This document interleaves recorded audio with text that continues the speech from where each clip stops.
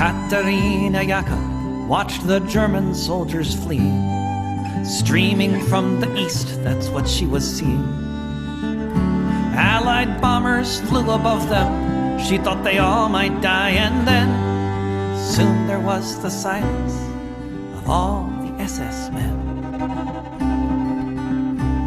When the sun rose the next morning, it was the 1st of May, and they all sang the Internationale. They all sang the Internationale.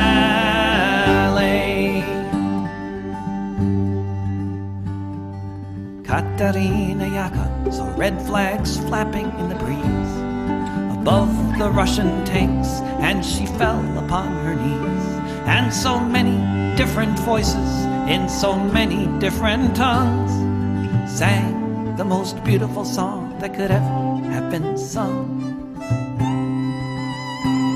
In German, Lithuanian, in Polish and in Dutch, a myriad of melodies as never had been such.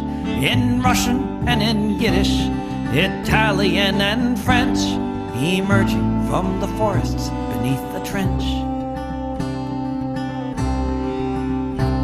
When the sun rose the next morning, it was the 1st of May, and they all sang the Internationale.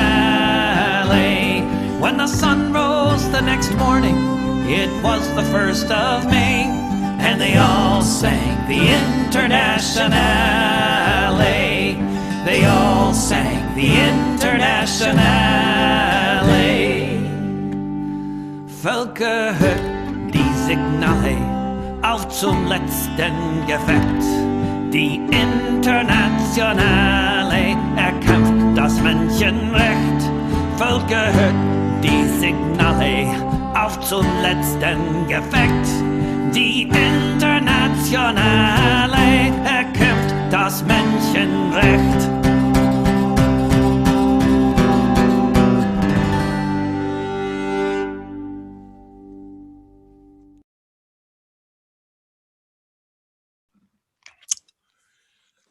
Hello and welcome to Revolutionary Socialist Review with Chris Driscoll, that's me, and Rainer Shea, who's along with us tonight, our co-host. And tonight's topic, expect a brutal reset and snowballing fight back in 2021. Kind of looking ahead here a little bit. Revolutionary Socialist Review for the week of January 4th, January 5th, probably come out, actually be published on January 5th, so we'll just call that the date. First of all, let's start off with asking Rainer. How are you, Rainer? How you doing? What's on your mind? Yep.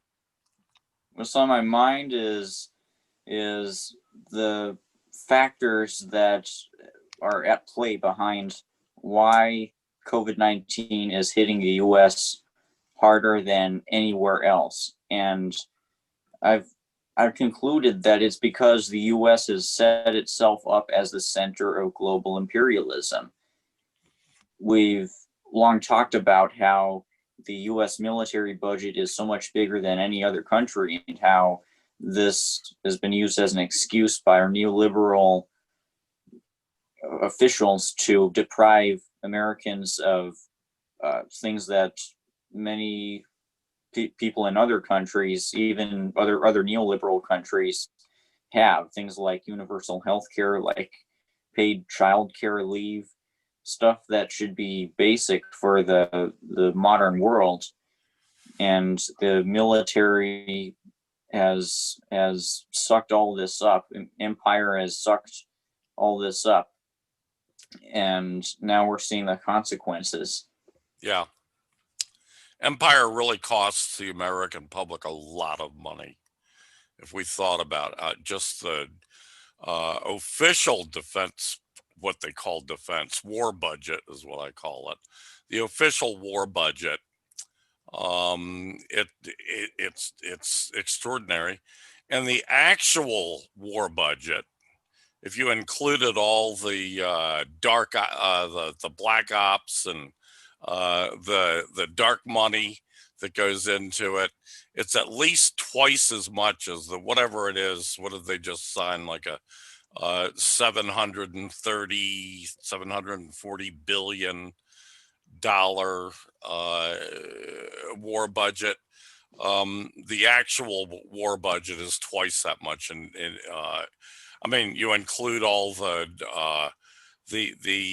instance, uh, the espionage agencies, many of which CIA most prominently have their own armies that engage in warfare and secret wars around the world that are deployed in dozens and dozens and dozens of countries around the world. And we're paying for all of that. We're paying for military bases, army bases, navy bases, air force bases, space force. Pretty soon we'll have space force bases because of this idiot Trump has created this space force.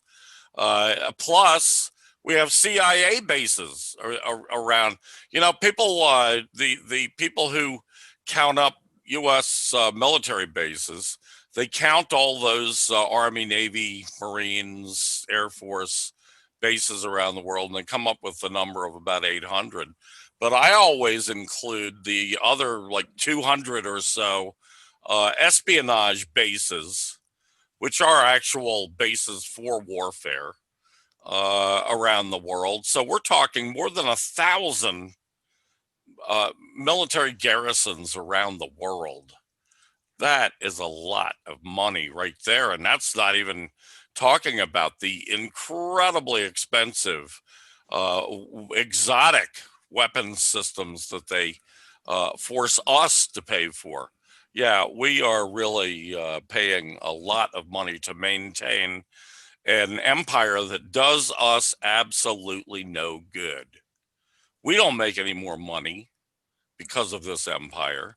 I'll guarantee that the capitalist ruling class keep all those profits for themselves. We don't have better lives. As a matter of fact, our lives are worse than 32 other countries in the world today, according to the conservative figures that judge by just by how much take-home pay and benefits people get around the world. 32 other countries have it better than Americans do. I mean, we know all of that. We know that when we're, you know, getting 10, maybe if we're lucky, or 11 paid holidays a year, that people in Europe are getting a whole fucking month of holidays off, plus a month vacation, plus a month sick leave. That's something that American workers could only dream of.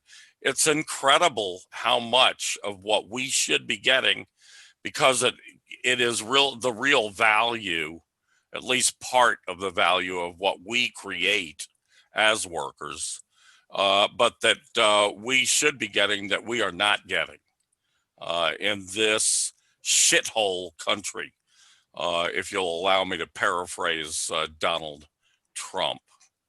But anyway, yeah, it's a good point about COVID-19. Oh God, I was shocked by the figures I looked.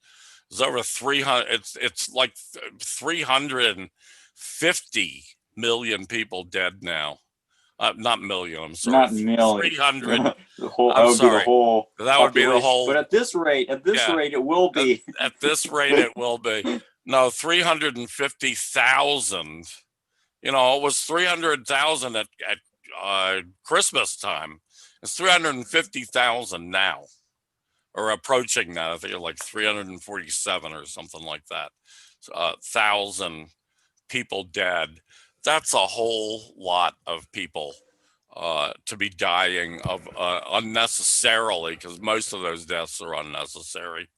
And it's all because of the greed, really, when it comes down to it, the greed of the capitalist class. Anyway, let's launch into our first topic. This is something we talked about it last week, or we kind of let people know to be watching out for it.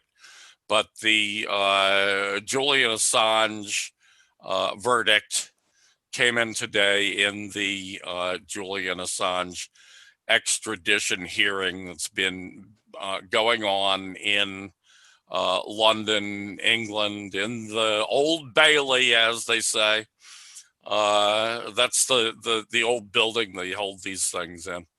And it's been going on for, God, I'm trying to remember back, at least 4 or 5 months at least. And we've been waiting and waiting for the judge, the magistrate, as they call it in Great Britain, to come in with her verdict. And today was the day. And anyway, the UK judge blocked Julian Assange's extradition and ordered Assange's discharge. So that's the good news.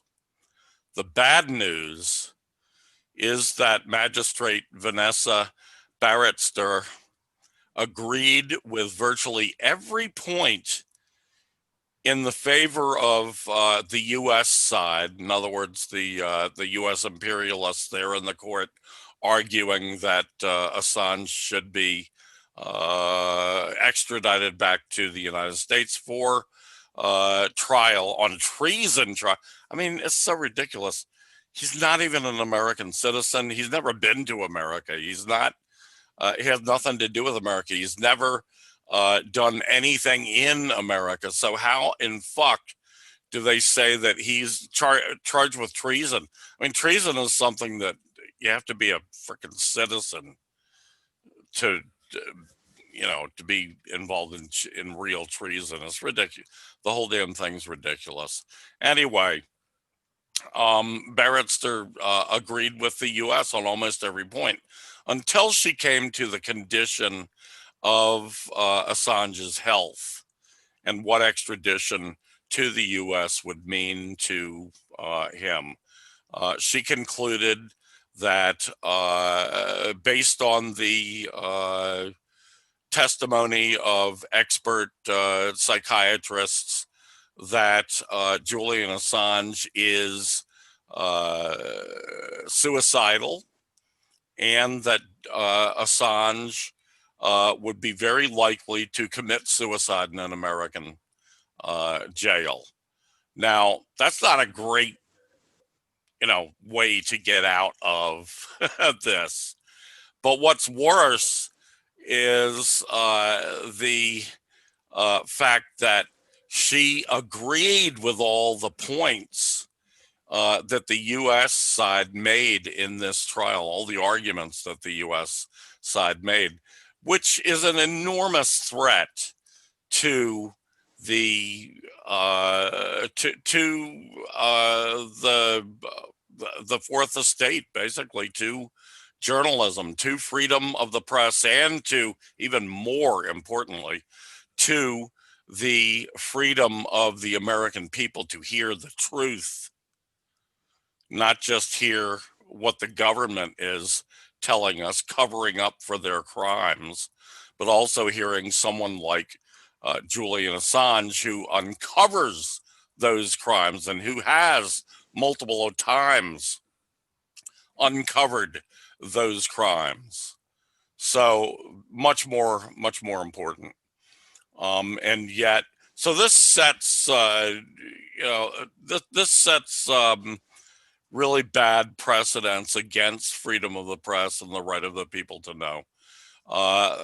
Through that transparent swindle, she attempted to avoid the wrath of the people, which she would have gotten if she didn't let free Assange, while endorsing the criminal fascistic intentions of the UK and American imperialists.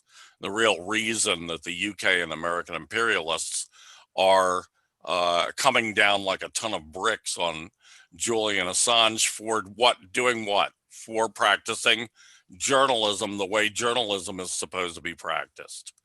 The problem, as the imperialists from America and the UK see it, is that too many of their crimes get exposed by people like Julian Assange. And Julian Assange has been the primary case, the premier case in that regard, having exposed more crimes by the American and the British and other imperialist forces in the world, more crimes by those criminals than any other journalist out there. And yet these asswipes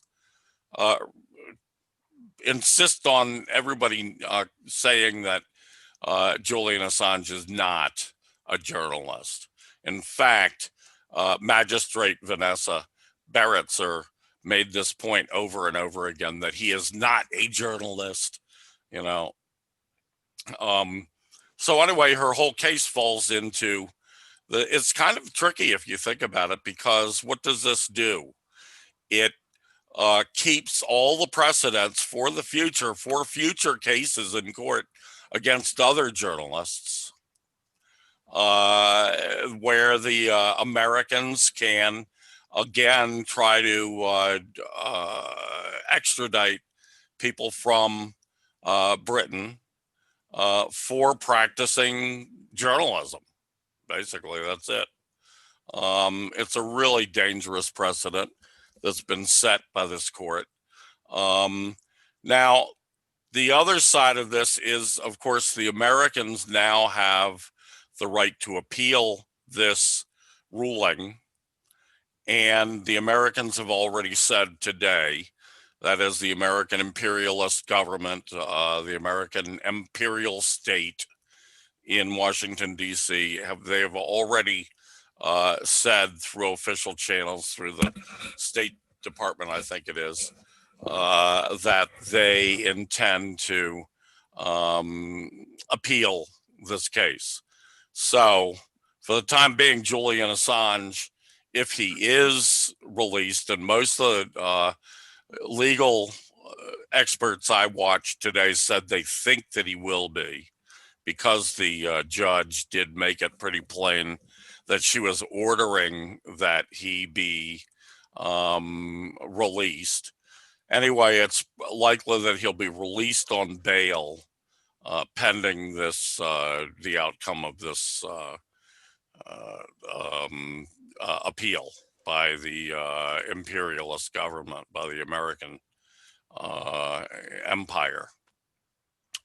So it's not anywhere near as good as we had hoped it would be, but frankly, it's a lot better than I had expected it to be, because I had fully expected that they would leave Julian Assange to rot in prison in Britain until he was shipped off to be executed in the United States.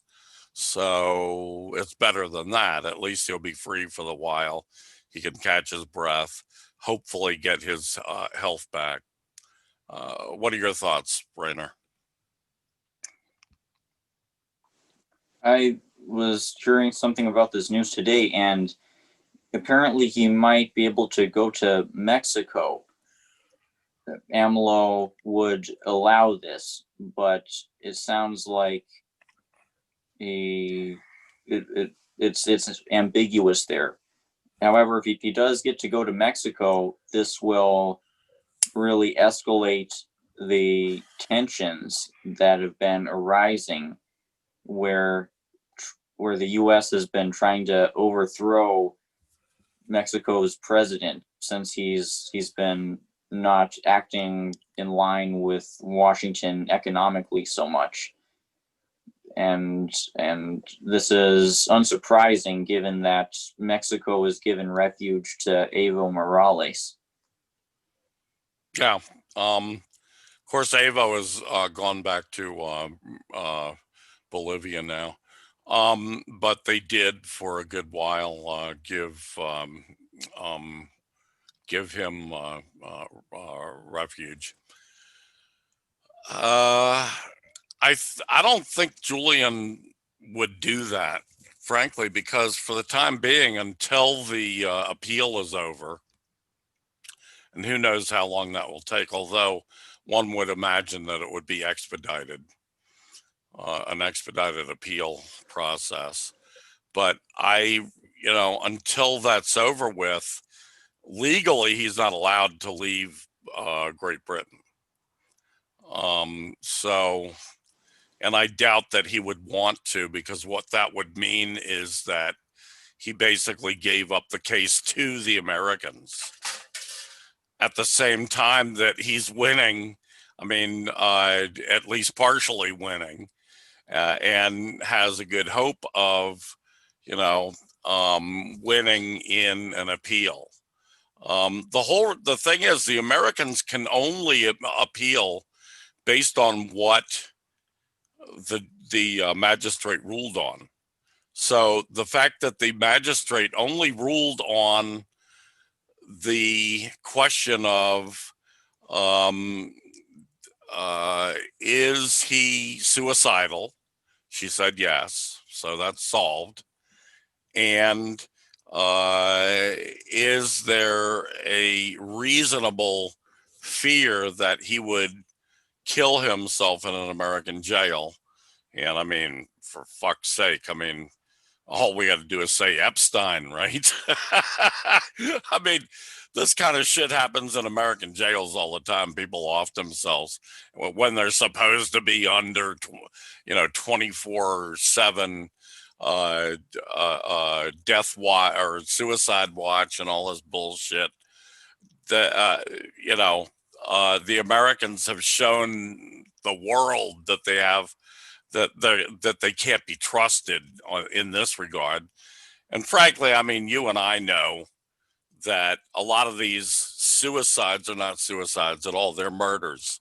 They're state murders by the state of inconvenient people they want to get rid of. And, we all know that they want to get rid of Julian Assange. For fuck's sake, Hillary Clinton said that she wanted to drone him. She asked the question to her underlings, why can't we just drone him? They want to murder Julian Assange. So you put him in their hands, it's a pretty dangerous situation. So those are the only things that the only points that the Americans can try to argue their appeal over.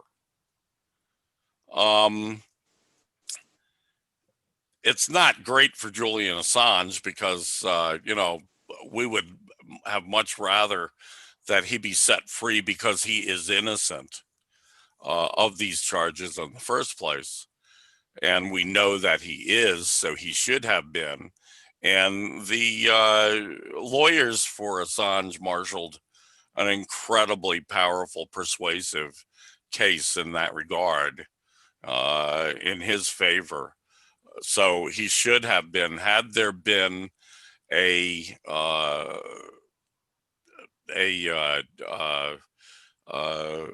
objective judge or magistrate in this case, he would have been set free, but he wasn't. So, the thing is, it doesn't really, pretty much looks like the Americans' case is dead now, because the only thing they have to argue with is, is he not crazy? Well, all the freaking psychiatrists said that he's suicidal and that he's mentally ill, which, I don't think we have any way of knowing Julian Assange's mental state, but I think we can kind of guess that it wouldn't be so hot after how he's been treated for the last 10 years. So under those circumstances,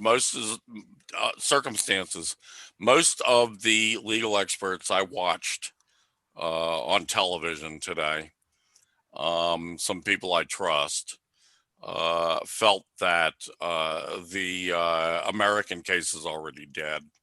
The Americans have no chance of winning this case now that it's been ruled on and that it's just an appeal.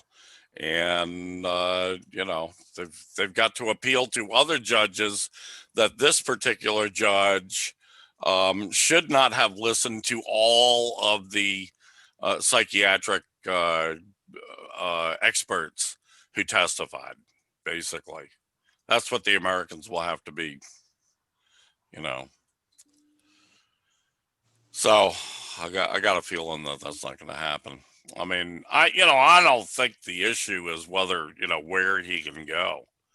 I'm sure that there's dozens and dozens of countries he can go to that would love to have him and would welcome him with open arms, including Mexico.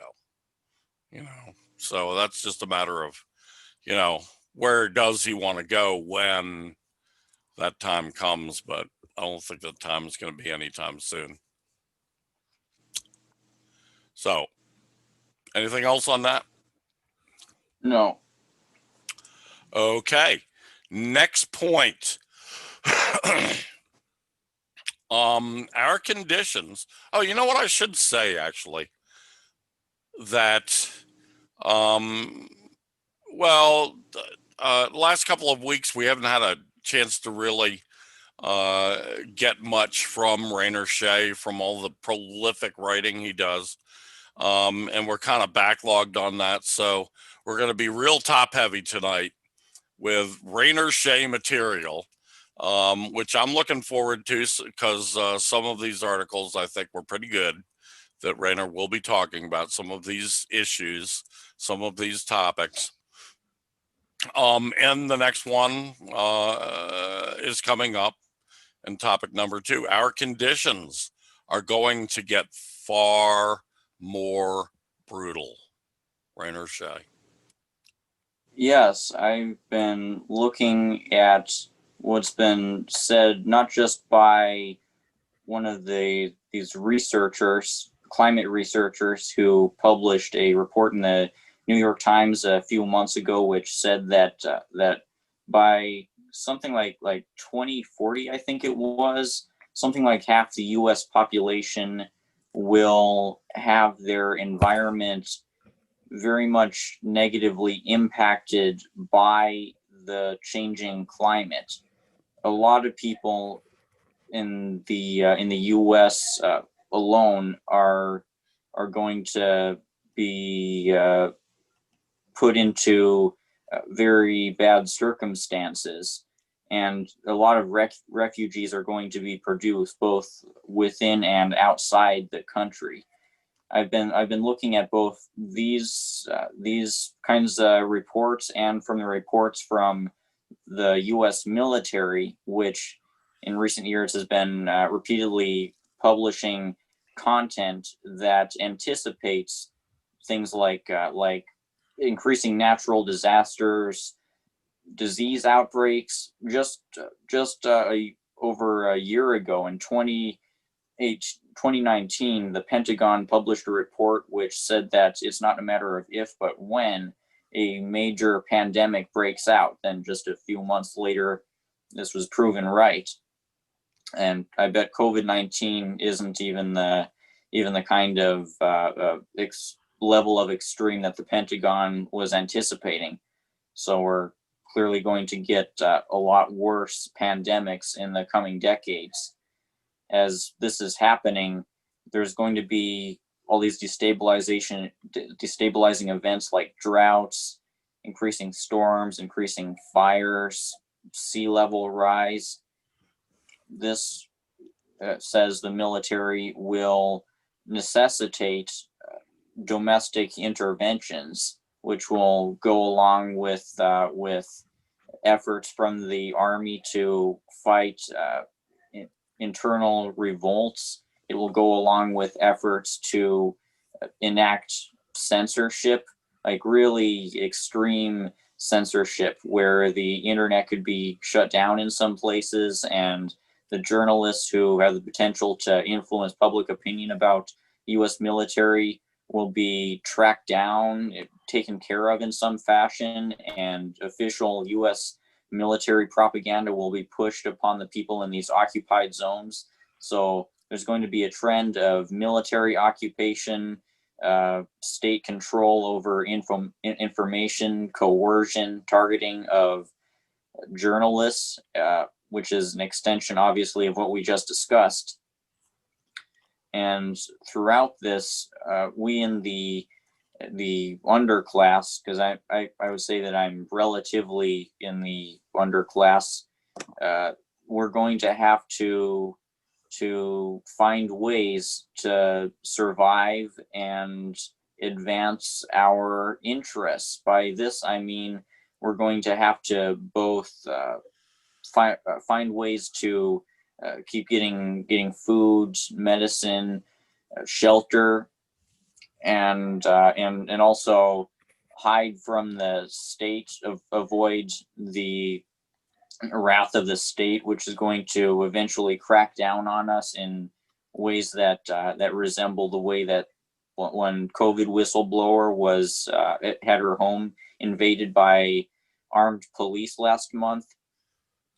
We're going to need to factor in all of this, and we're going to need to find ways to fight a war of attrition against the state, because as Marxists, we're ultimately working towards the overthrow of the capitalist state so that we can replace it with a proletarian run state that will advance our interests. So I think that revolutionary minded people really need to get survivalist minded. We need to form local cadres that are capable of surviving all of the disasters that this country will find itself in. Because as we've been discussing, the US is the epicenter for events like these climate change era pandemics due to its being the core of global imperialism. Yes. Yeah, it's kind of a frightening prospect, but certainly something we've been talking about on and off on this show over several years. The decaying conditions of the working class and the poor in this country. Things just keep getting worse and worse. And it's one of the predictions that we've made over the years that seems to always keep coming true. And yet it's a prediction you hope against hope that it doesn't happen. But it does. And we know, as Marxists, we know, looking at the writing on the wall, we know what their intentions are and what is coming. So, given that reality, yes, we need to start preparing, start getting more organized, more serious about preparing ourselves individually and collectively to meet this onslaught, and start learning the tactics that one needs to learn, given this kind of a bad situation. So yeah, very good, Rainer. I think it's more important now than ever, and it's why organizing the Revolutionary Party, organizing a Leninist, Marxist-Leninist Revolutionary Party is more important now than ever, and why the working class getting organized in a much bigger fashion than we have been over the last 50, 40 years, to beat this back, to save the world, basically, because that's what it's come down to now. What we're talking about is huge existential threats to the entirety of humanity. and all because one tiny class of greedy individuals, of one tiny class of capitalists, basically, threaten the entire world. And they definitely threaten the living standards, shabby as they already have become for many working class people. They already threaten those even more and even worse, because things can and they will get a lot worse on the economic front. We know that. However, that we don't have to take that lying down. We can organize ourselves to make a better life for ourselves, to fight back against this tyranny that is coming down upon us.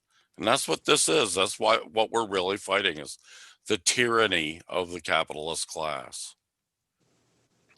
So, anything more on that? No. Okay. Well, other than that, it's important to get materials like this medical kit that I've been assembling. Aha. Individual first aid kit like the Army has. There's a tourniquet, EMT shears. Great. That's a good point. Definitely need lots of medics out there and people who know what the hell they're doing in that regard. I certainly don't. Something that, that is vital. Okay, topic number 3, also by Rainer Shea, the global socialist movement's long-term advantage. Its long-term advantage is that there can't be capitalism in one country. This is paraphrasing the great Marxist teacher Michael Parenti, who observed in his book Dirty Truths, I think it was, that the capitalist class can afford to lose little slivers of land in the global class war, slivers like Cuba and the northern half of Korea. They can be lost to the socialists, and the multinational corporations can keep business as usual going pretty much. But at a certain point, capitalism can't sustain itself. It depends on how much of the productive forces the capitalists can control. Just in this last year, the imperialist plutocracy lost access to a lot of lithium resources and other resources in Bolivia when the socialists retook the country. Elon Musk gloated about how the US can coup whoever they want, but a few months later, he nonetheless lost those resources and that territory. And this trend is going to continue, I think, in the third world at first, and in the exploited world at first. Countries like Colombia, Chile, Ecuador, Honduras, Haiti, India in this last month has been undergoing these big working class mobilizations, as 250 million have participated in this strike. The farmers have been striking there. There's also the Naxalites, who are waging a people's war, and they're considered one of the most dangerous terrorist organizations in the world. That's power. There's also the class war in the Philippines, and there's these mobilizations in all these countries, including the US, with the Black Lives Matter protests. Though, of course, before they can actually turn into revolutions, we communists will need to organize the masses, turn the anger of the masses towards a real effort towards building a vanguard, getting organized into into revolutionary parties, educating people about the need for proletarian revolution, why they would stand more to gain from overthrowing the state and participating in a people's war than they would stand to gain from just continuing to bow down, be complicit in the system, go towards some social democrat BS. These are all the things we need to overcome, these ideological obstacles, these needs for organizational cohesion as we go about this mission. And these are the responsibilities we have as residents of the imperial core. It's not like we can change the events of Latin America, Africa, India, etc., but we can extend our international solidarity to these global socialist, anti-imperialist movements, with the hope that much of Latin America and Africa and Asia will be lost to the forces of imperial control in the coming years.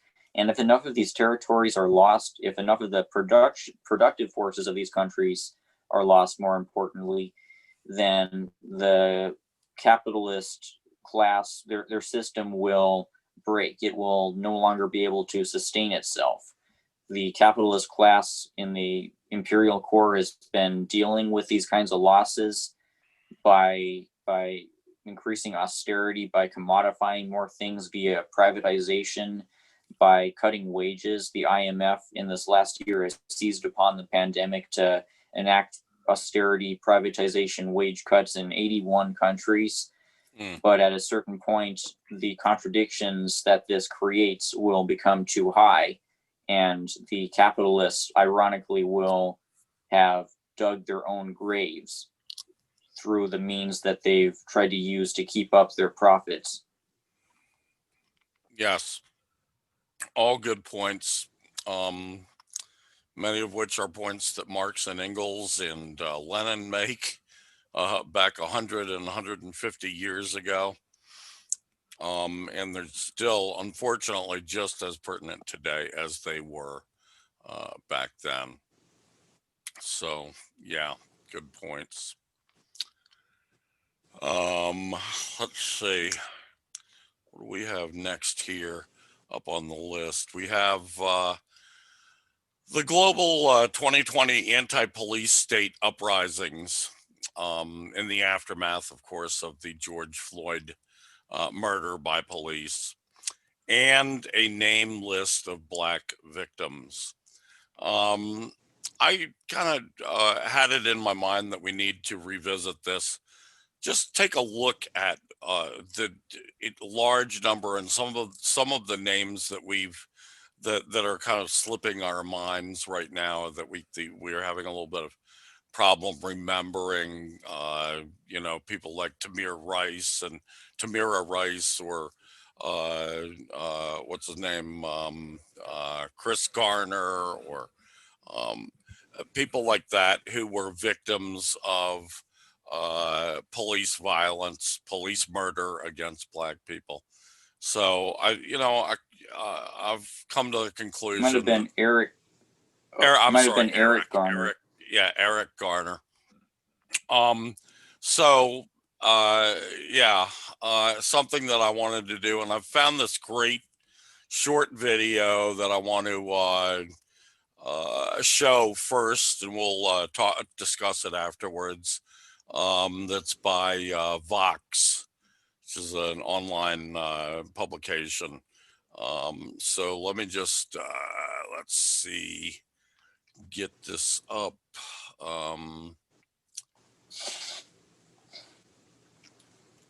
There.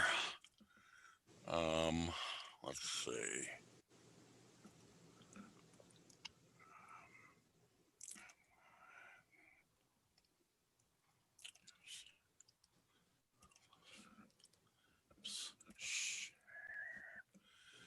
Okay, this is it. Let me see here. Put it out to full view. Give it a... The death of an unarmed Black man. George Floyd! It has been incredibly difficult to prosecute a police officer successfully.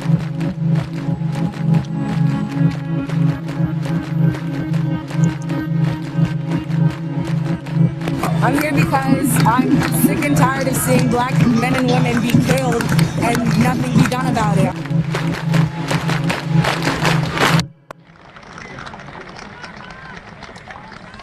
We can never be satisfied as long as the Negro is the victim of the unspeakable horrors of police brutality. Jonathan Farrell was unarmed when he died, just a month shy of his 25th birthday.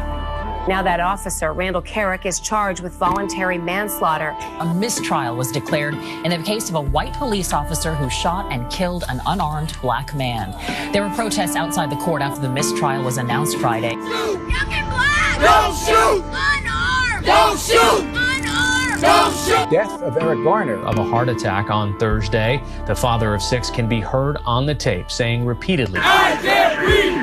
I can't breathe! There needs to be prosecution. That's what this is all about. Many people simply cannot understand why the grand jury did not indict when they could actually see video of what went down between that New York police officer and Eric Garner. Michael Brown, an unarmed 18-year-old, was shot and killed during a struggle with a Ferguson police officer. Sir Darren Wilson will not be indicted. It's the feeling among many of these people that black lives don't matter. Not one reason did this grand jury find to indict him. I ask a question. Yes. How can we be promised that this injustice will happen again to another black kid? In another state tomorrow. How can we assure our kids that they're safe out on the street with your officers? That's my question. That's what I want to know. I have a black child. Chicago police officer Jason Van Dyke shot and killed 17-year-old Laquan McDonald.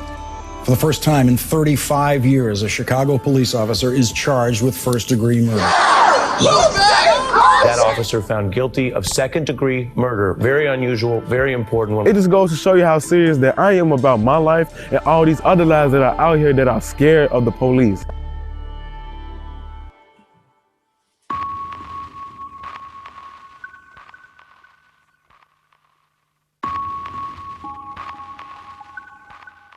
An officer shot and killed 12-year-old Tamir Rice on Sunday. Tamir Rice was playing with a pellet gun when officers arrived, and one of them opened fire within 2 seconds.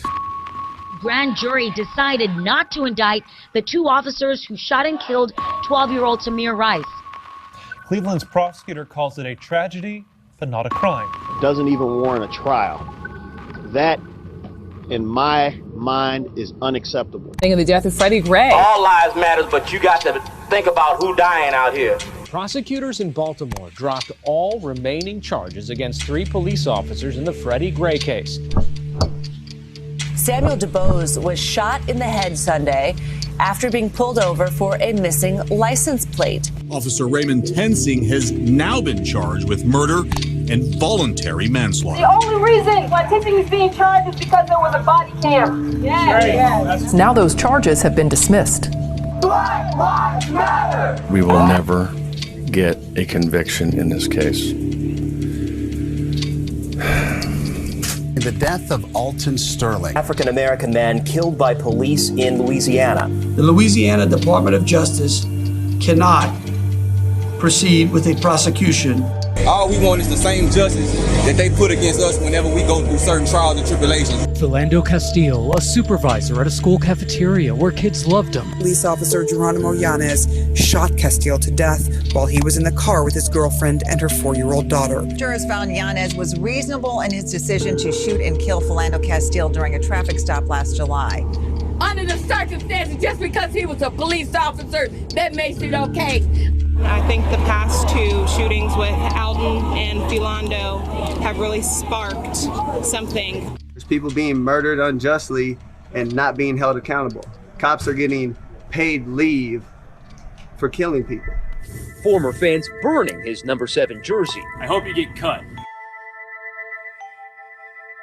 40-year-old Terrence Crutcher was killed on Friday when local officers responded to a call of a stalled vehicle in the middle of the road. 12 jurors found TPD officer Betty Shelby not guilty of manslaughter in the shooting of Terrence Crutcher.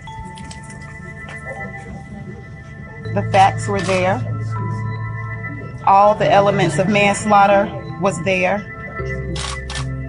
The death of 22-year-old Stephon Clark sparked nationwide protests. Clark was hit 20 times. He was in his grandparents' backyard at the time. This is what we have to do to not only this young man, but those who are going to come behind him. Federal police officers will not face charges saying they did not break any laws when they shot Stephon Clark in his grandparents' backyard.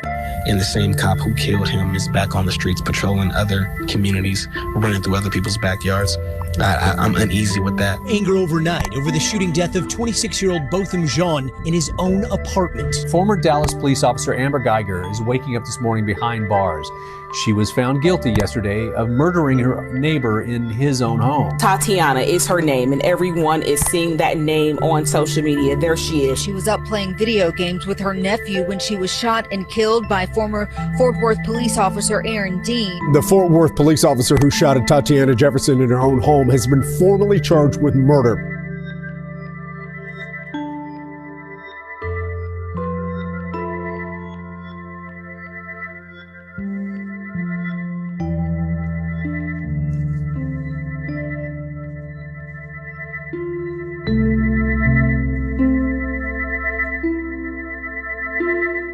Breonna Taylor. A woman was shot and killed in her apartment. George Floyd died in police custody after an officer pressed his knee into Floyd's neck. Said, "I can't breathe," eerily similar to what we heard in 2014 with Eric Garner. Black Lives Matter. I filed an amended complaint that charges former Minneapolis police officer Derek Chauvin with murder in the second degree. George Floyd, whose killing by U.S. police triggered anti-racism protests right around the world. Weeks of global protests and international support and impact around the world. Protesters marched once again in cities worldwide, demanding police departments change their tactics. George Floyd! George Floyd! George Floyd!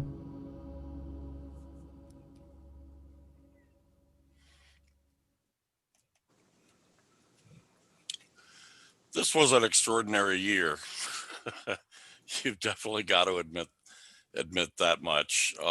Definitely an extraordinary year. Rainer, your thoughts? They keep piling up. Hold on a second. These things.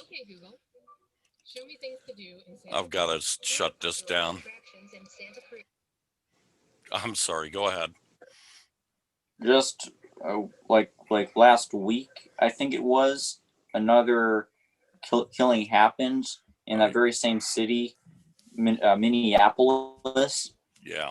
This guy, apparently he was mentally ill, like many of the victims of police killings tend to be, and this happened even after all of this whole process of outrage and protests and riots and national conversations have been carried out since this May, because the settler colonial state remains, because Black people on this continent remain subject to imperialism, to U.S. imperialism, and the U.S. imperialism won't really be ended until the United States itself is abolished and these colonized nations can determine their own fates. Exactly. Yeah, it's well, the incredible thing that I see is that people are coming out. People consistently have been coming out. People continue to protest in a way that we haven't seen in decades and decades and decades, if ever. So there's the yin and the yang, the terrible things that the state, the police state, the capitalist state does to us. And now we're actually seeing a response building up, because this has been building up for several years. For at least the last 7 or 8 years, this has been really building up this anti-police state movement, as I call it. So it's definitely something to take heart in, that people are responding. We need a lot more and a lot better organization than we've had. You know, I have faith in the working class in this country, that the working class will do as we have done many, many times in our history, that we will organize and stand up to oppression, to tyranny. We certainly need to do that now. You know, I mean, you can't fault the people. The people are coming out in droves, and in millions, literally in millions of people are coming out. The fault is with the misleadership, especially in the coming out of the Democrat Party, because the Democrats pretend to be on the side of civil liberties, of civil rights, of human rights, and yet we know, in fact, that they are the enemy of the working class and of our rights. They are the enemy of the poor. They are the enemy of Black people, oppressed nationalities like Black and brown people in this country. So you can fault the poor misleadership that we're getting, both from the Black misleadership and the white misleadership coming out of the Democrat Party, and probably fault the left as well, the communist and socialist left that has not, most of whom have not really known what to do and have not responded in the way that we should, and have not been prepared to respond in the way that we should. There are some examples, some exceptions, I think. You know, it's like the Party of Socialism and Liberation, for instance, really swung into action all across the country, everywhere where they're located, and moved into to inject the political consciousness as best they could into this movement, which is what communists are here for, what we do, what we are here for. You know, as I mentioned, I think last week, there were 4 young PSL organizers, activists who were imprisoned and are charged with kidnapping police, absurd as that is right now, which is, you know, a horrible thing, but it's also an indication that they're afraid of us. They're afraid of what a organized communist force can do. So, you know, there are great examples like that, and hopefully people will start turning more and more towards people who are really providing the right kind of leadership. You know, it's pretty obvious to me that no one from the Democrat Party is providing that kind of leadership. So hopefully more and more people are turning away. I don't even have to say hopefully. I know from the statistics that more and more people are turning away from these misleaders in a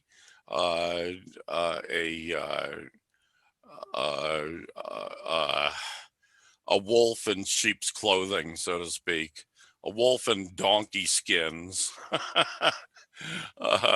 which is what the Democrat Party really is. They are a capitalist political party pretending to be a political party on the side of the working class, which they never have been. Friends of the working class, I don't think so. Stab you in the back to the working class, yes, that's what they do. So anyway, yeah, there you go. I thought that was a great short overview of what's been going on in the last several years, and especially coming up to the crescendo of the Black Lives Matter movement bursting into the public consciousness and into cities all around the country in the aftermath of the police murder of George Floyd at the end of May, not too long ago, but a lot of extraordinary, historic stuff has gone on since then. Anyway, anything else on that? No. Okay, topic number 5, COVID-19 as a weapon in colonial genocide. Rainer Shea, once again. I've been looking at the disproportionate nature racially of how COVID-19 has been impacting people in the U.S. And what I've found is horror stories like the one from the Navajo Nation, where in this last month they've had to shut down and increase their lockdowns again after another big outbreak that was seemingly even bigger than the devastating outbreak that they experienced during this last spring. Then there's the way that things have unfolded in Washington, D.C., which is the hub of U.S. imperialist operations. The Black population in D.C. has apparently they've experienced like the way that the Washington Post explained it was there have been something like 1,000 deaths in D.C. from a combination of rising crime and COVID-19 amid this paradigm of rising poverty, and something like 80% of those deaths were Black people, even though Blacks make up something like they make up less than half of the city's population. So there's these disparities, and when you look at the cases for all the major non-white demographics, from Asians to brown people to Black people to Native people, it's all higher statistically than the rate that whites have been dying of COVID-19. And it's interesting, I think, how at least in the case of this last fall, the demographic that experienced the COVID deaths and relative to the white population were the Asians, who have historically been victimized by U.S. capitalist exploitation, and in this last year they've been increasingly victims of racism due to the U.S. empire's anti-Chinese propaganda campaign and the campaign to scapegoat Asians for COVID-19.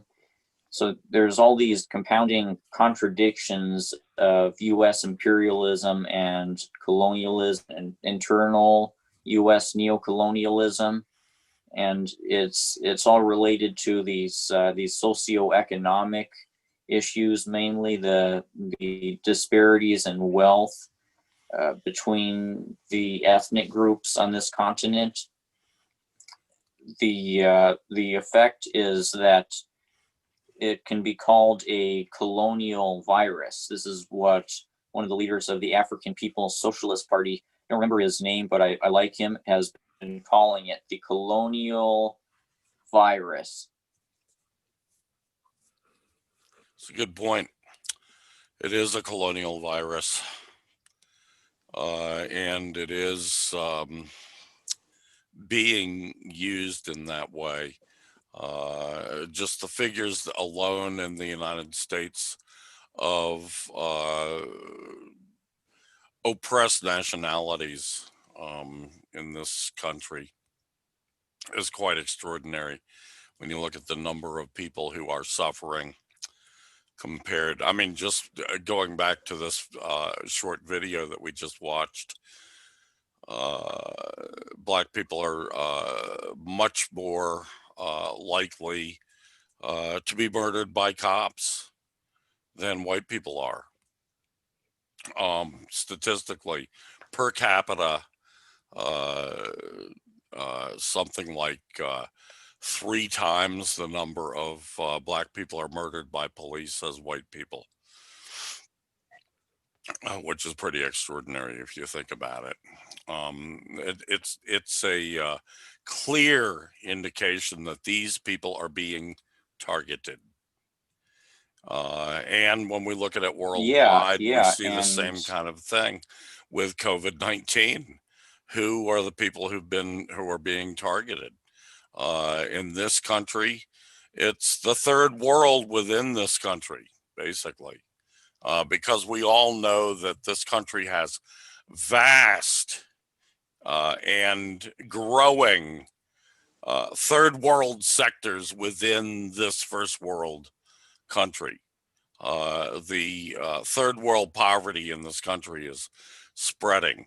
That's where the crumbling infrastructure is for the most part, and that's where people are more likely to be murdered by police state tyranny than anywhere else.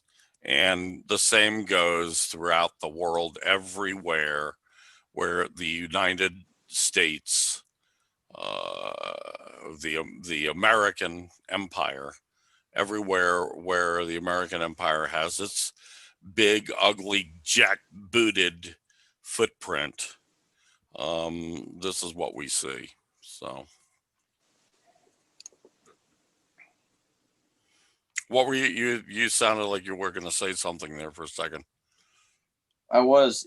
It's unsurprising that the most chauvinistic and racist parts of the white US population are also the ones who are the most eager to deny the seriousness of the virus. It seems like there's some kind of arrogance at play, that there's some sense that they're in a protected aristocracy that can't be touched by this.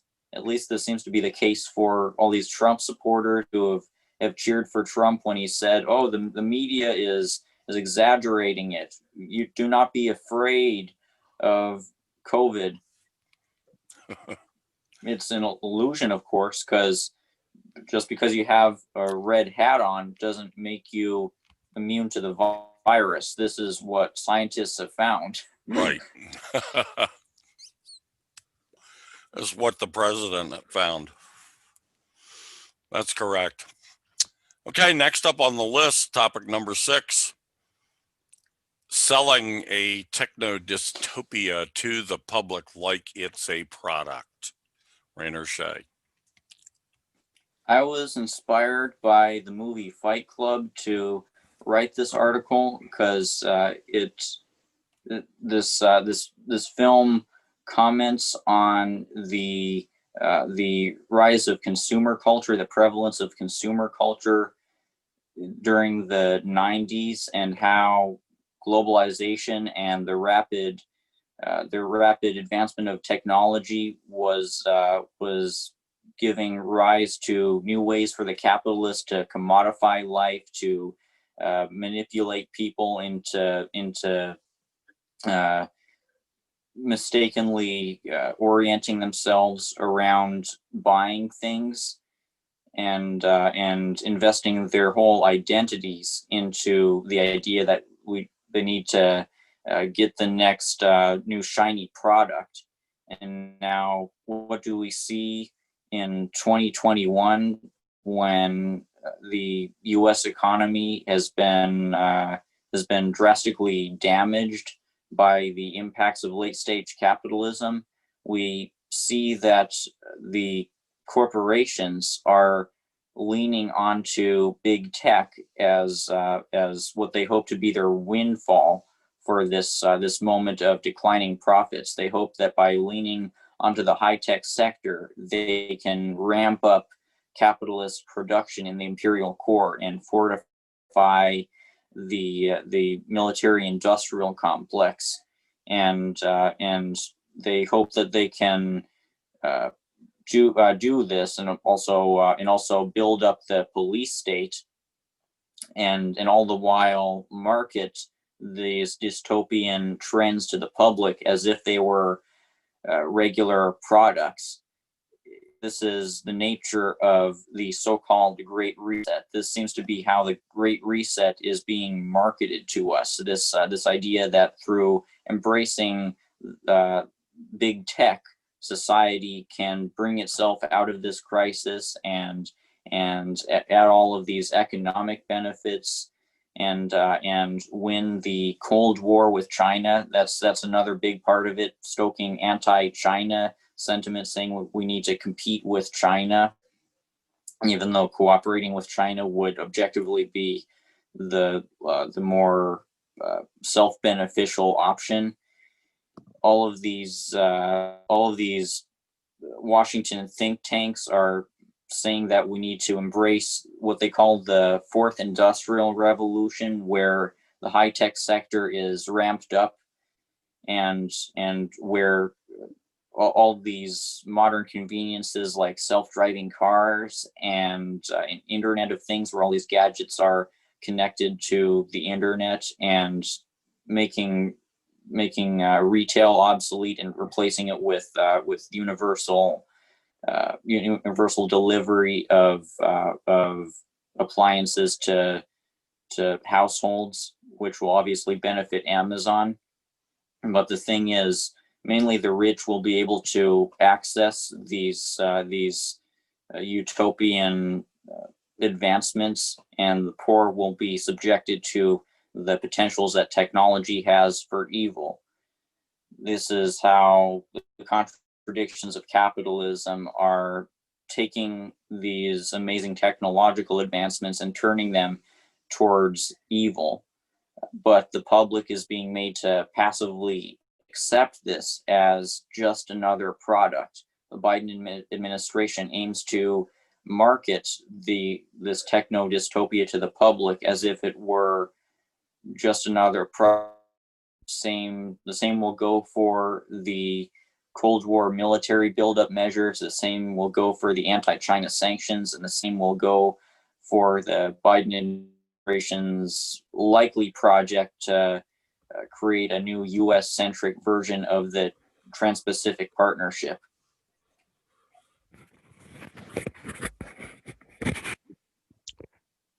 Yes, points well made.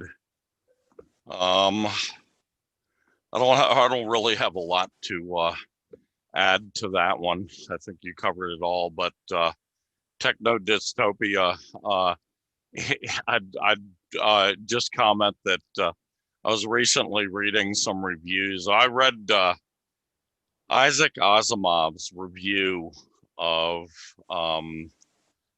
George Orwell's 1984, which I thought was quite good. And he makes the point that the technology that Orwell was able to imagine was so primitive.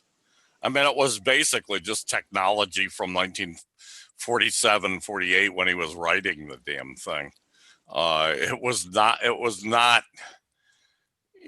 any kind of visionary future, 1984 technology, because the 1984 technology was light years beyond what Orwell had the limited intellectual capacity to create.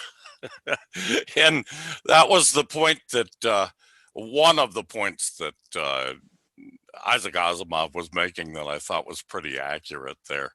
But what we're talking about today is a scary advanced level of computer and communications technology that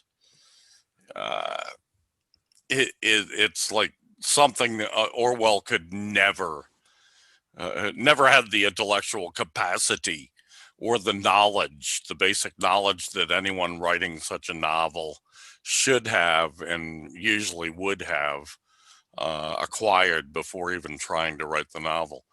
But we're seeing it in reality, in 3D, up close and personal, in surround sound. Quite frightening. Yeah. Anyway, next on the list, in 2020, China defied the pandemic and the global depression. Rainer Shea, once again. Yes. I've made this observation. I've been making this observation increasingly in this last year as these factors have played out within both the capitalist world and the socialist world. By the socialist world, I mean China, Cuba, Vietnam, DPRK, and Laos. And in the socialist countries, there's proven to be a lot greater capacity to overcome the virus than in the capitalist world. Some countries like South Korea have managed it relatively well, but nowhere other than in the DPRK can you say that there have been basically zero reported cases of COVID-19. Apparently there is one scare sometime last year that some gotten in and had the virus, but it's really unparalleled what the DPRK has done in terms of avoiding deaths from the virus. And well, China hasn't had the privilege that the DPRK has to thoroughly isolate itself. China has had the capacity to systematically keep people in avoidance of this threat. It's been able to quarantine tens of millions of people. I think it was hundreds of millions at one point, and do so while providing the people with the sustenance that they'll need to survive during this trying time, which hasn't been the case in countries like the U.S., where the system has been set up and oriented around profits for the capitalists instead of the well-being of the people. And all these people in quarantine have consequently had to keep working instead of sheltering from the virus, and they've had a big incentive to try to keep business as usual running, because otherwise they would get evicted or go hungry. This is the nature of the capitalist system, the capitalist world right now, with its increasing austerity and the limited access that people in the capitalist countries have to social services. China, Vietnam, Cuba, the DPRK, Laos, they have social services figured out far better than the capitalist countries do. And this has given them the ability to manage this crisis very efficiently. And consequently, in the cases of China and I think Vietnam as well, there has been economic expansion in this last year, whereas most of the rest of the world has been falling into a deep depression. The capitalist world has been experiencing economic shrinkage, while China's GDP has grown. And in correlation with this, China's poverty rate has notably gone down in the last year. It was a couple months ago, just a month before China's self-imposed deadline for eliminating absolute poverty, that China announced after an investigation that there's no one in China anymore who is poor in the same way that so many in China used to be poor. China has been rapidly narrowing the gap in recent years, and in the last I think it's been 40 in the last 40 years that China has lifted over 800 million people out of poverty. This has happened at the same time that poverty and inequality throughout the capitalist world have rapidly been increasing amid the neoliberal era. And even though China has incorporated a lot of aspects of big business into its society, it's done this while keeping such a firm state grip over the economy and keeping much of its economy publicly owned. And it's because of this dictatorship of the proletariat, that China has been able to come out of this crisis of this last year with greater living standards than it had at the beginning of 2020, and with only something like I've been keeping up with the numbers, only maybe a couple dozen deaths a day, relative to thousands of deaths a day routinely for the United States. Yeah. You mentioned growth in Vietnam. Most people don't know this because you don't pay as much attention to countries like Vietnam and Laos, but both Vietnam and Laos have higher growth rates than China has, which if you were a Marxist, you would expect that, because both Laos and Vietnam had their liberations from imperialism in their revolutions, their socialist revolutions, much less time ago than China did. China's happened in 1949, and it was 1975 when Laos and Vietnam finally both shirked imperialism off their backs. So they've had a lot less time, and because of that, they're younger economic systems, and one would expect more growth. There's room for more growth when there's less there, basically. If you have a socialist system that actually promotes growth, actually promotes the prosperity of the working class. Both of those countries are economic miracles in the way that China has been, but more so. So it strikes me also, thinking about South Korea, when you mentioned South Korea. South Korea, unlike very many other capitalist nations, is under the gun. They have to compete in a way that most capitalist countries do not.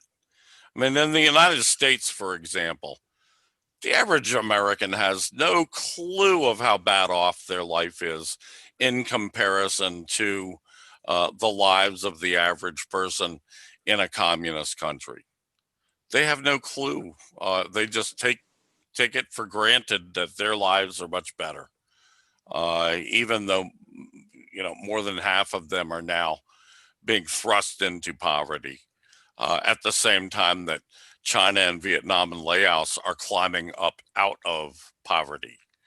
But in a country like South Korea, they're right up against it.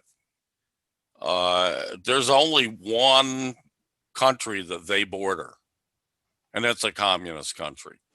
So they're constantly knowledgeable of the fact that they must compete in a much different way than, for instance, America or the UK competes with communist nations. They must try to show their own citizens who are Korean, after all, that their system is better, even though it's not. We know it's not. But they're constantly under that gun. They have to compete in that way. The Americans used to compete in that way. I remember it quite clearly prior to the end of 1991 and the beginning of 1992, with the collapse of the Soviet Union and the collapse of the Warsaw Pact and all of the communist countries of Eastern Europe. But prior to that, the Americans felt they had to compete, that they had to do whatever they could to show that the Western democracies, as they like to falsely call themselves, are better. Of course, we know the Western democracies are not democracies. They're plutocracies ruled by the rich, because in every one of those countries, the rich rule. And especially in the United States, the rich rule. But they used to compete, and they don't anymore. They feel after the collapse of the Soviet Union, they felt triumphant.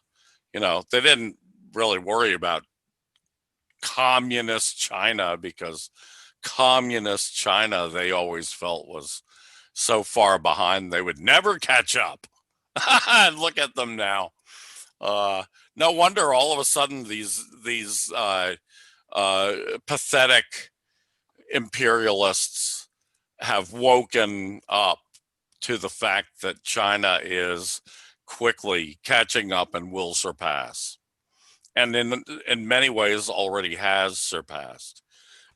Next on the list, topic 8, January 6th, Trump's last-ditch effort to remain in power, question mark.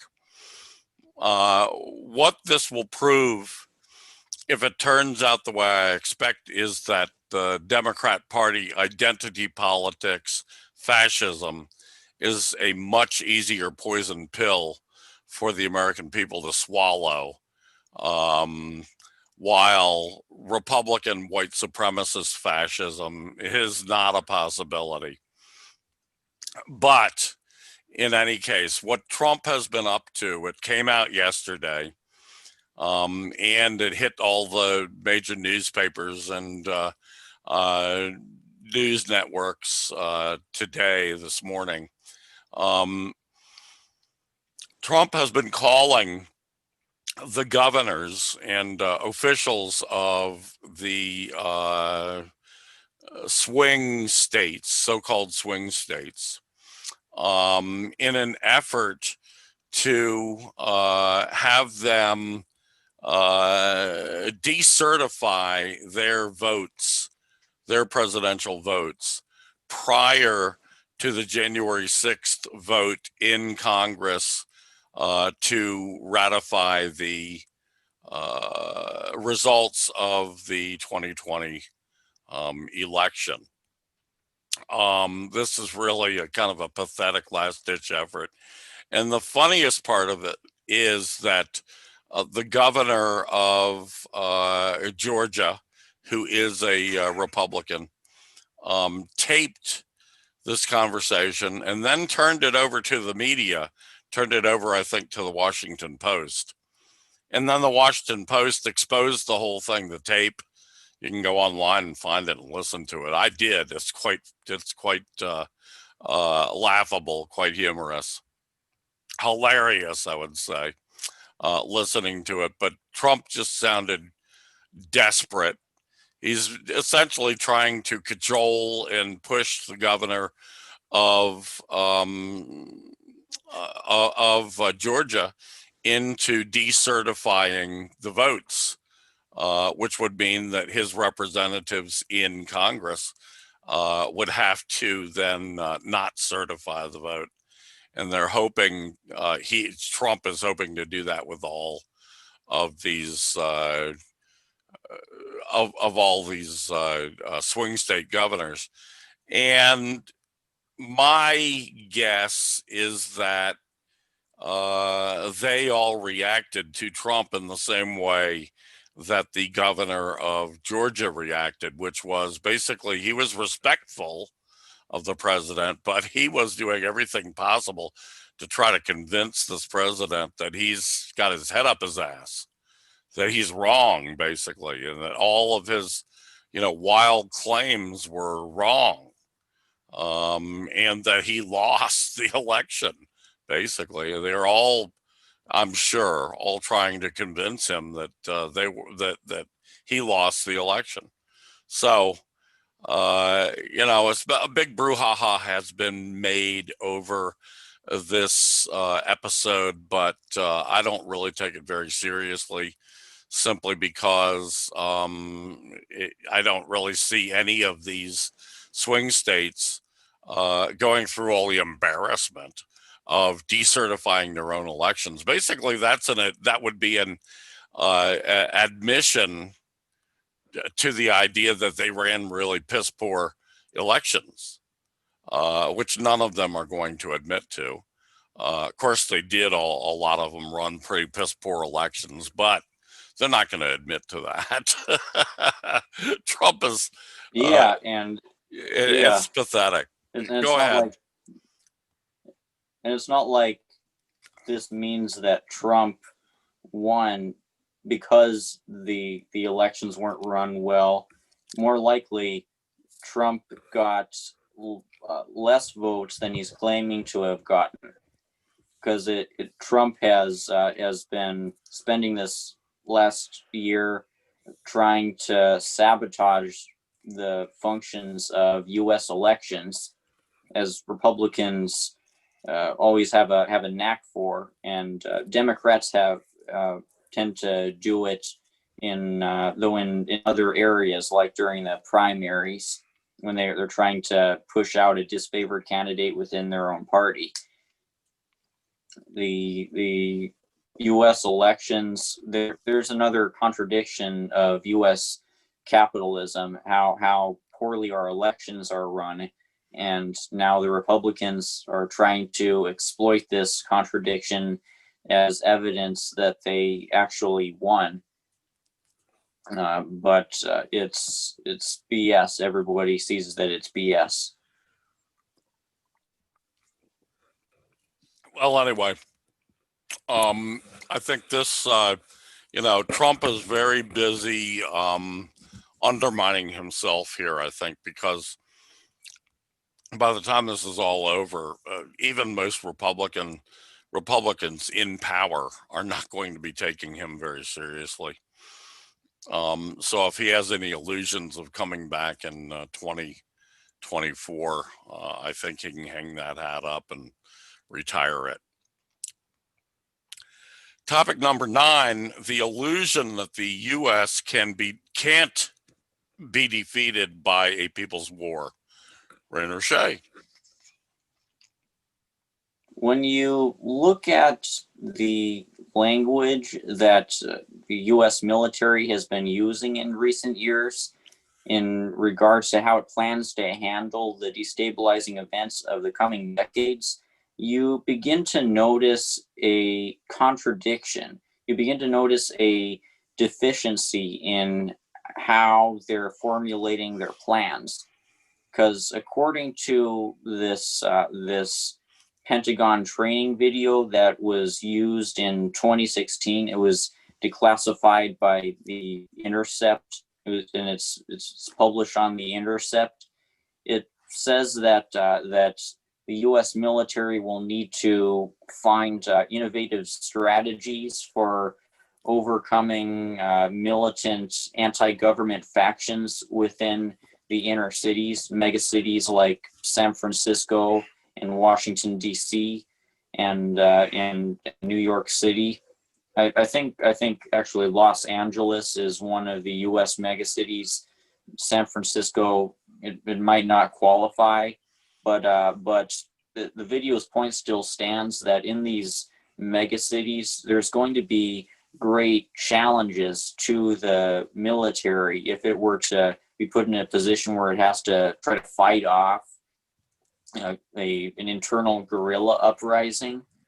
And the implication appears to be that they're going to use special operations forces to try to contain these guerrilla factions. But according to this author that the Intercept article quotes, I don't remember his name, but he's written books on warfare. He says that it's pretty obvious that you wouldn't be able to contain such an uprising if it were to take place in a mega city, or at least you wouldn't be able to contain it with the relatively small scale operations that the Pentagon hopes to utilize in such a scenario. It's clear that the Pentagon's idealistic fantasy is that it will be able to use the special ops to defeat the guerrillas on the peripheries of these cities, while the rich metropolitan residents near the center of the cities will be able to continue their lives business as usual. The military conveniently takes control of these troublemakers. No, if this people's war were to actually break out, the military would have to utilize the methods that it uses in its foreign invasion efforts. Methods like bombing neighborhoods, drone strikes, carpet bombing, sending in whole invasions, bulldozing the slums, which is actually a phrase that another U.S. military document has used when it's come to describing these hypothetical scenarios of internal warfare. The war would escalate very quickly, and the rich would have to die or flee. And this is where we can catch them if such an internal class uprising were to break out. We would be forcing them to either concede these areas to the guerrillas or destroy their own capitalist infrastructure, destroy their own productive forces by carpet bombing New York City or something crazy like that. We would really be backing them into a corner. And this is where we could exploit the weaknesses of the US military in this hypothetical scenario of civil war. Yeah, this is what people mean when pointing out that Fallujah in Iraq in, when was that, in 2004, I think it was, that the bulldozing and door-to-door action in Fallujah was a test bed for what is to come in America. And when you think about it, Fallujah is a city of many, many times smaller than a city like Los Angeles, Chicago, or New York. Even cities like the one I live in, Phoenix, or Atlanta, or the newer mega metro areas. And there are several more that could be mentioned out there. So that yeah, I mean the size is a much different matter.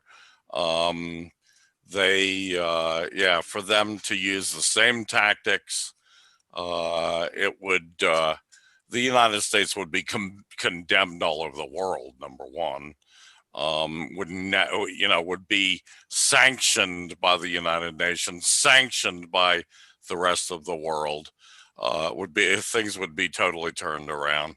So they want, they're going to run into a lot of problems with that. We'll see if that ever breaks out. I think that we can probably expect a lot more uprisings of the type we saw this summer. I'm not sure that we're going to be looking at a guerrilla war situation, but you never know. I mean, people, one thing leads to another. The guerrilla war in El Salvador, for example, I always recall because I watched that very closely develop. And prior to whenever it was, I think 1980, I guess it was, when the hundreds of students during a student protest were mowed down by the fascist government forces in open assault rifle, machine gun, fire. And it was all filmed by the news media. And when that hit the news worldwide, it was shocking to a lot of people to see. Yes, this is what the client states of the American empire do. This is what they're trained to do in the School of the Americas in Georgia, in the state of Georgia in the United States. This is what these fascistic military forces in fascist states that are client states, who are actually colonies, neo-colonies of the United States. This is the way they operate. And the reaction on the left was an immediate turn towards, turn to Mao Zedong, turn to Mao's tactics of guerrilla warfare. And that was part of their victory in the end, the Salvadoran people's victory against the right wing and against the American imperialists, was this aftermath of that event. So events like that are really very emotional for people, and they turn people's thinking into different directions. So you never know what's going to happen, is all I'm saying. But that's not really what I anticipate. I anticipate a more traditional revolutionary upsurge in the United States, more like what we saw in the Russian Revolution, more like what we saw in the 1930s in the United States here, even, of a working class led upsurge that uses strikes and street actions as our main weapons. So, but as I say, you never know which way the wind is going to blow once the shit starts hitting the fan. We don't really know how far these American police forces and military forces are willing to go. And here's the other thing too. Thinking about situations like Fallujah, for example. In the real Fallujah in 2004, the American forces, first of all, the Iraqi forces that were involved in that operation, they were kept on the outskirts of the town. They were used to set up a perimeter around the town so that people couldn't go in or out, presumably. They weren't used for the actual action within the city. Only the American and, other Western forces like the Australians, they're always, faithful lapdogs of American imperialism. So, Americans, Australians, and Brits, others like that were involved. They were the foot soldiers in that action. And they,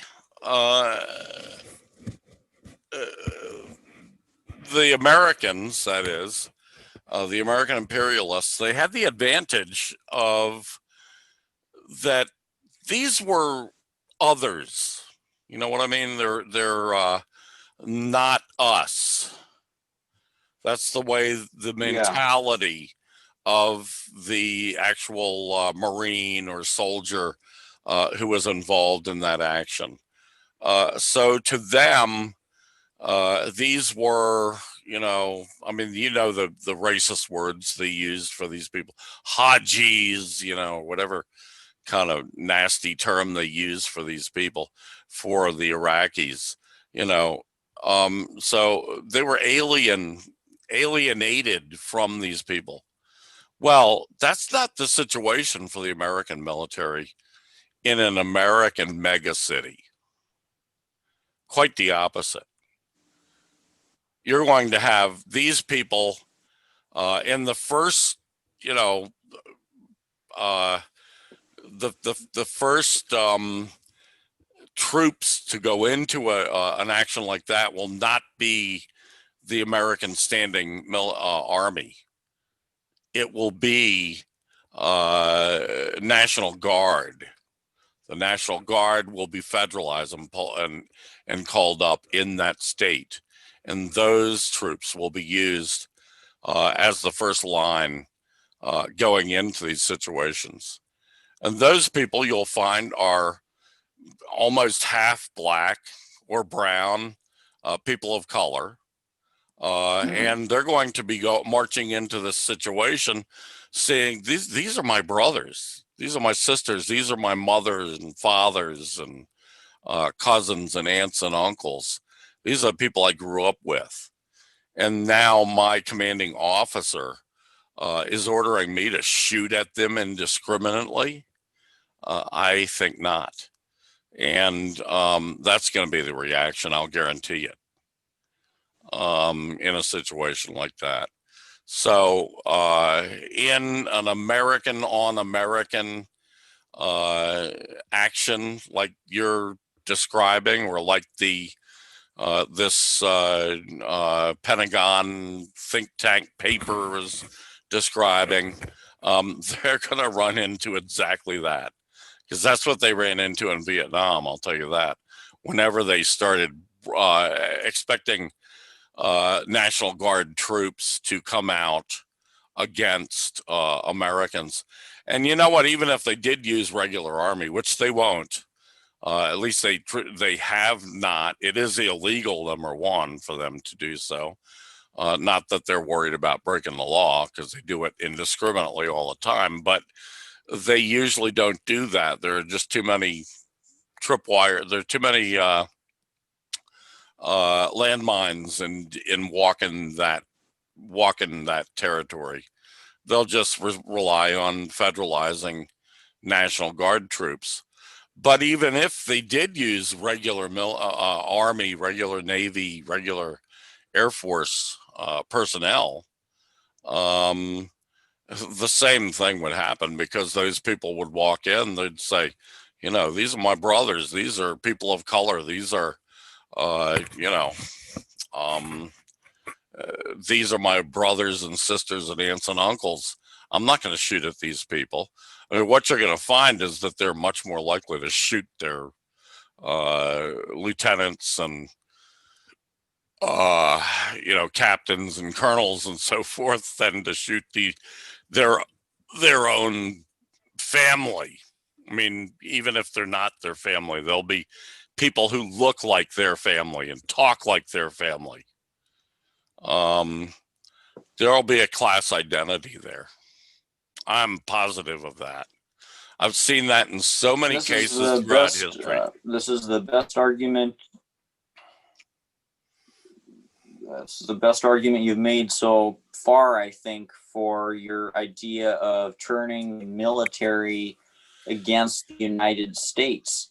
This is the other side to the argument that I've been hearing from the YouTuber Hakeem, who made a video in June saying that there's no way that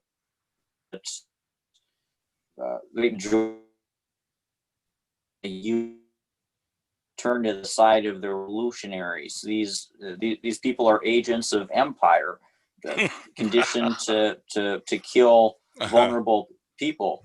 But yeah, when you put it that way, with these black and brown people, maybe there could be potential for lots of sympathy and mixed feelings that could turn towards violence against the state, against the actual bad guys. Because in order for there to be a massacre of the poor in the U.S. of that scale, there would have to be psychological dehumanization of the kind that we've seen in instances like Nazi Germany.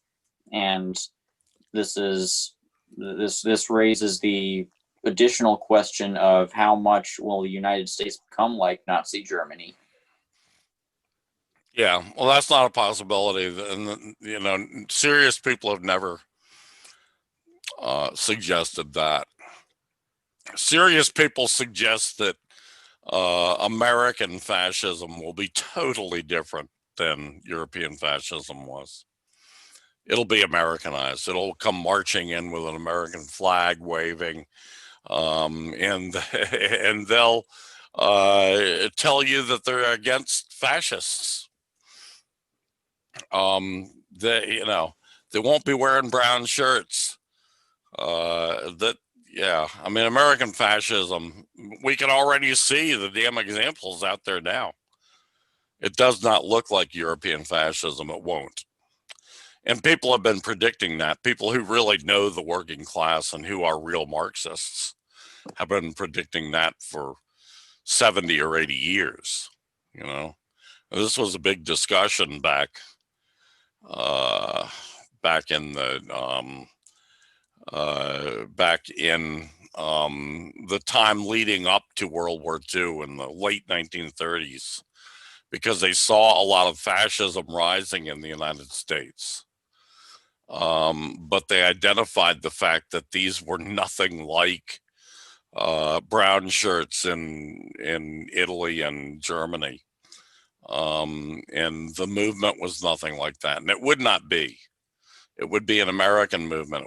It would not be anything like the European form of fascism.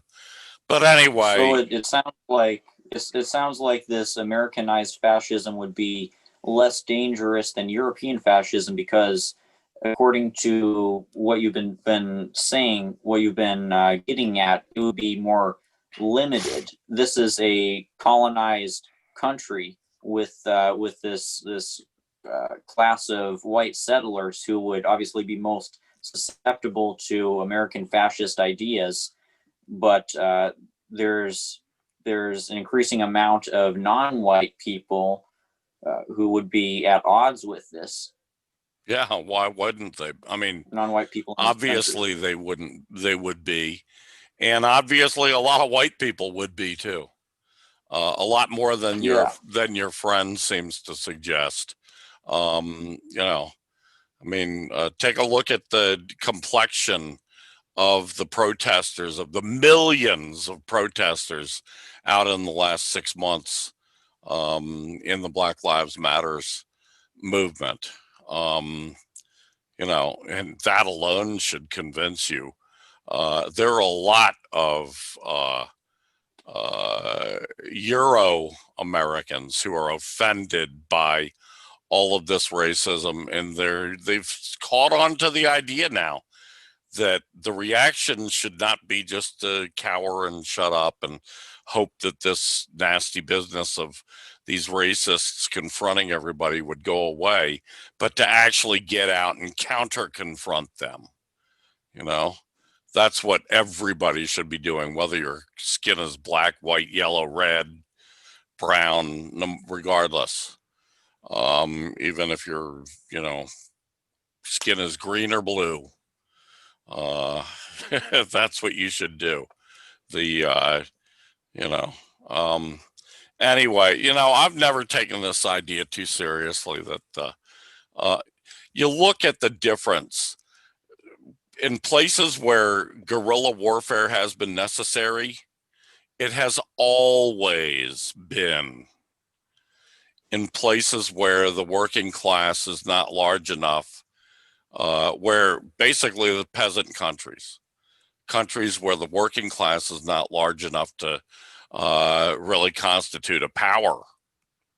You know, that's where guerrilla warfare comes in. You know, and in El Salvador, for instance, the example I was using, the working class is extremely small there in a proportion of the society compared to the United States.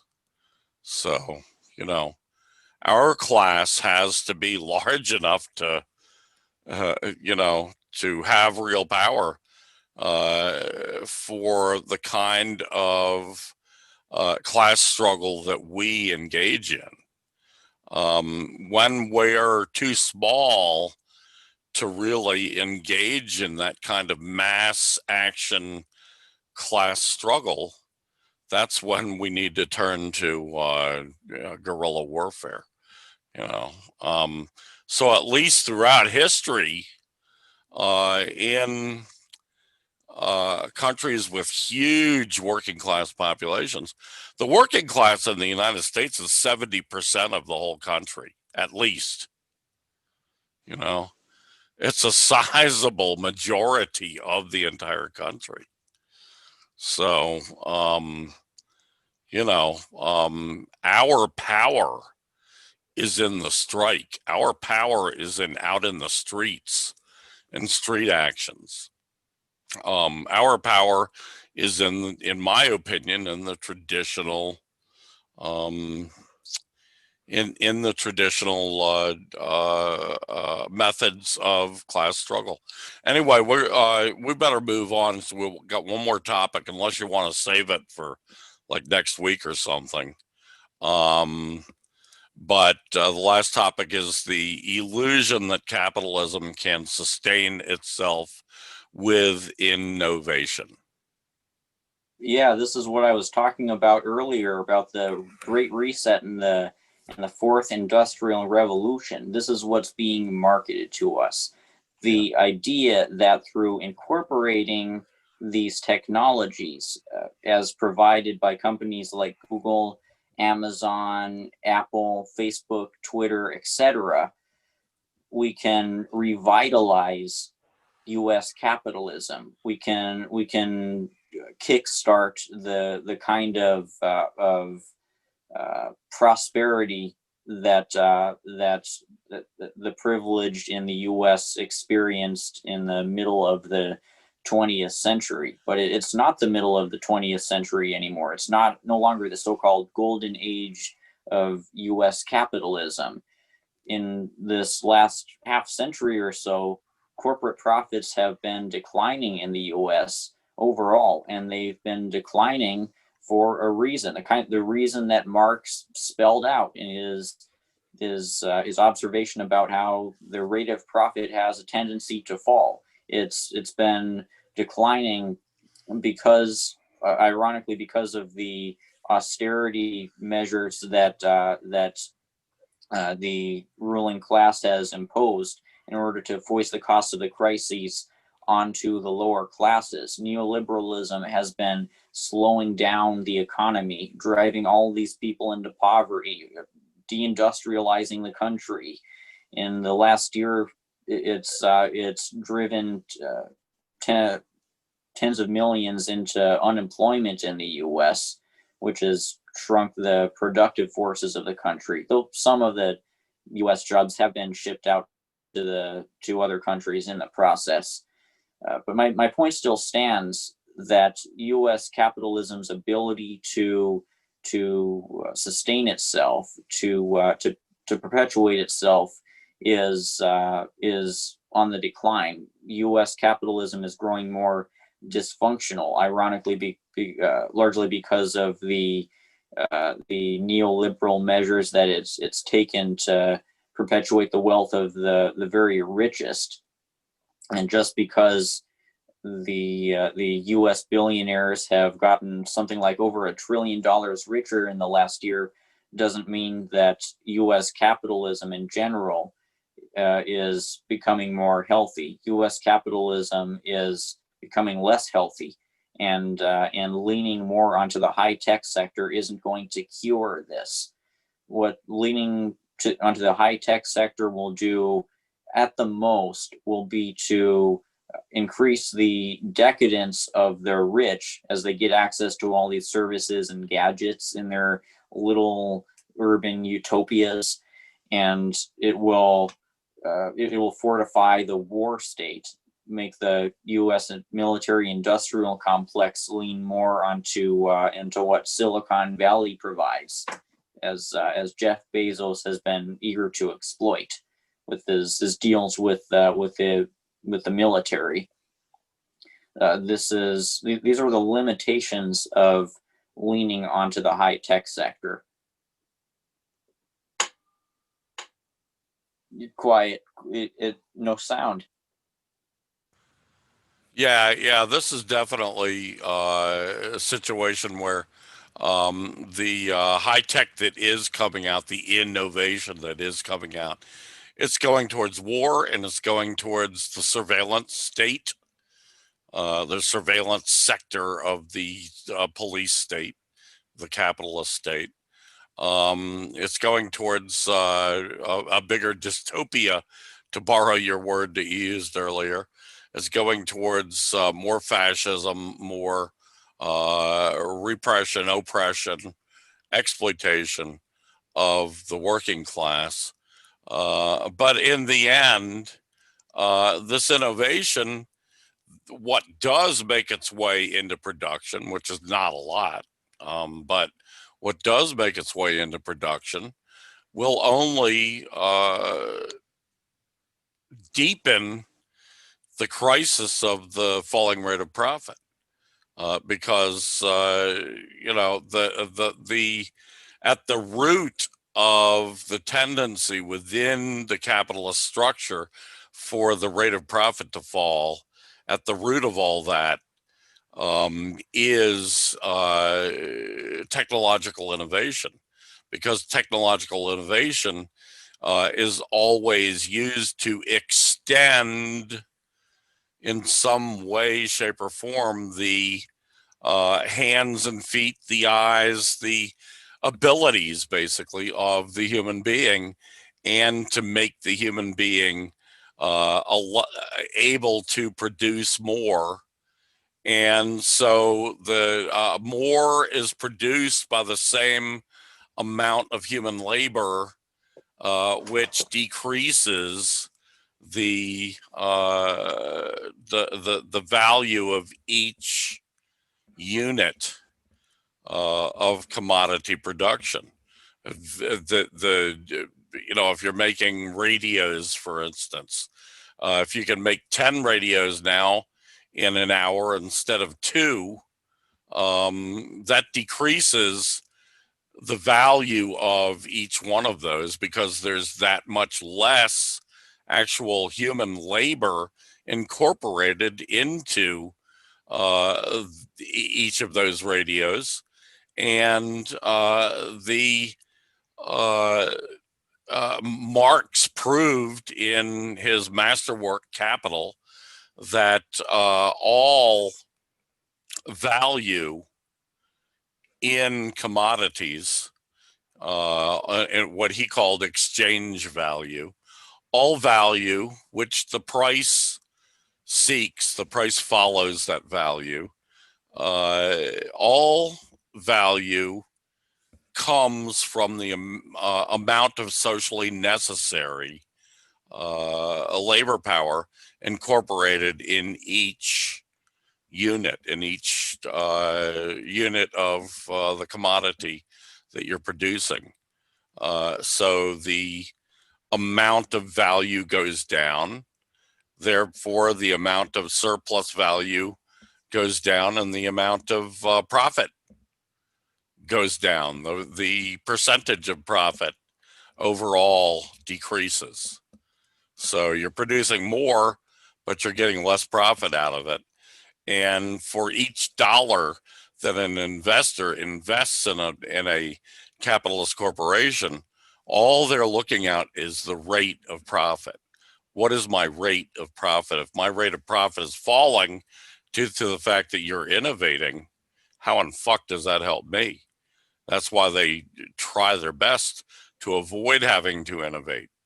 The only thing that forces them to innovate, of course, is the competition from their competitors who are also doing it and being forced to do it because you're doing it. There's a logic to it that drives it all, but in the end, it drives the rate of profit down, all else being equal. So, yeah, there's no way for them to avoid that. Yet, on the other hand, they must innovate because if they don't, they'll go out of business. If they're making buggy whips and somebody else comes along and starts making cars, they better as the hell figure out a way of getting into a different kind of production or of making use of that buggy whip for something else or something, because they're going to be wiped out by the competition that comes from cars. So that's the way the world works. Anyway, that's it for us tonight. Unless you had anything more, Rainer, to add on that topic. It's a fascinating topic. I've really been studying this topic of technology and innovation for decades, and it's something that I'm very, very interested in. But good points that you made. Anyway, that's it for tonight. Thank you, Rainer. Thank everybody else for sticking with us. We've actually gone over our 2-hour self-imposed limit by a few minutes. I hope people don't mind and find value in what we have produced tonight, and come back again. See you next week when we'll be putting out another episode of a Revolutionary Socialist Review. Adios, people. Adios, Rainer.